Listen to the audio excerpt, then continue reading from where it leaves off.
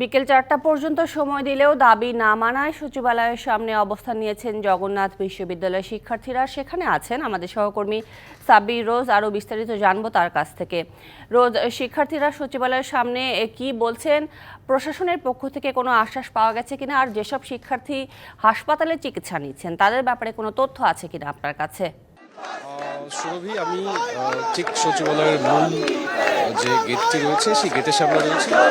তো আপনি জানেন যে জগন্নাথ বিশ্ববিদ্যালয়ের নতুন ক্যাম্পাস হল নির্মাণ সহ যে দাবিগুলো রয়েছে শিক্ষার্থীদের এবং হলের যে ভাতা দেওয়ার যে বিষয়টি রয়েছে সেই দাবিগুলো নিয়ে তারা গতকাল রাত থেকে যে অনশন করছে তার প্রেক্ষিতেই আজকে ৪টা পর্যন্ত সময় বেঁধে দেওয়া হয় যে এই শুরু হওয়ার জন্য। সেই তারই প্রেক্ষিতে ৪টার ঠিক পরে আমরা যেটা দেখেছি সচিবালয়ের মূল গেট সহ যে দুই পাশে যে রাস্তাটা রয়েছে সেখানে পুলিশ মোতায়েন করে ব্যারিকেড দেওয়া হয়েছিল, কিন্তু শিক্ষার্থীরা ব্যারিকেড ভেঙে সচিবালয়ের মূল গেটে এসে অবস্থান করছে এবং অনেকেই এর মধ্যে গুরুতর অসুস্থ রয়েছেন, স্যালাইন নিয়েই তারা অবস্থান করছেন। তো আমরা তাদের কাছ থেকে যেটি জেনেছি যে তারা প্রশাসনের পক্ষ থেকে যদি কোনো সুরাহা না পায় বা যদি কোনো সিদ্ধান্ত না পায় তাহলে তারা এই অনশন চালিয়ে যাবে এবং এখন পর্যন্ত প্রশাসনের কাছ থেকে কোনো সুরাহা আসেনি যেটি আমরা জানতে পেরেছি।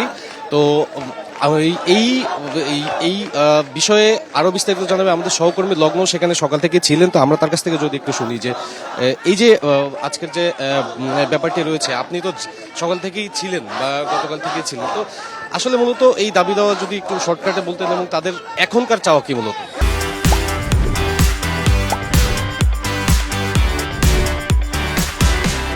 এখনকার চাওয়া হচ্ছে কোনো প্রজ্ঞাপনে তারা বিশ্বাস করবেন না। তারা কোনো প্রজ্ঞাপন বিশ্বাস না করে আজকের মধ্যে আসলে হস্তান্তর প্রক্রিয়ায় বিশ্বাস করছেন।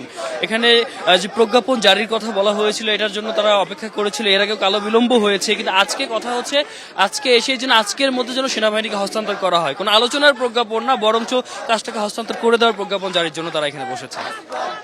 আপনি শুনছিলেন যে আমাদের সহকর্মী লগ্ন যেটি বলছিলেন যে তারা যে প্রজ্ঞাপন জারি করে যে আলোচনা করা হবে সেনাবাহিনীকে নতুন ক্যাম্পাসের কাজ হস্তান্তরের বিষয়ে, তারা সেটি মানতে রাজি নন। তারা আজকের মধ্যেই এই একদম সেনাবাহিনীকে কাজ হস্তান্তরের যে আনুষ্ঠানিকতা রয়েছে সেটি সম্পূর্ণ দাবি জানিয়েই এখানে এসেছেন এবং সেটি না হওয়া পর্যন্ত তারা এখানেই অবস্থান করবেন। তো সৌরভ, এই ছিল আপাতত আমার কাছে এখান থেকে সর্বশেষ।